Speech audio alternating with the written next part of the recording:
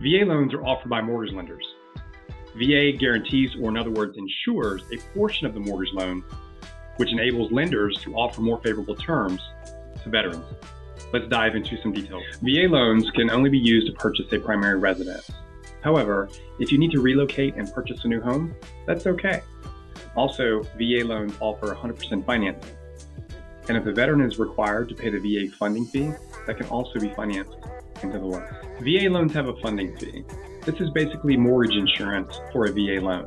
It's not paid monthly. It's only paid as a one-time upfront fee that actually can be financed into the loan. The amount can range from 3.6% to 1.4% of the loan amount. Now, if the veteran is exempt from paying the funding fee, there's no funding fee. The loan terms offered on a VA loan is a 30 and a 15-year fixed mortgage, as well as a 5/1 adjustable rate mortgage. The minimum credit score is a 580 for a 1-to-4 unit and a 620 for a manufactured home.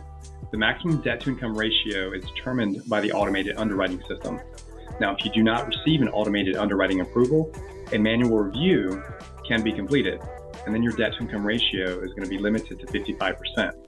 VA loans also take in consideration residual income based upon the family size to cover living expenses. Residual income is the net income after the deduction of debts, income taxes, and other obligations. Now let's cover delinquent credit. You cannot have any delinquent federal debt.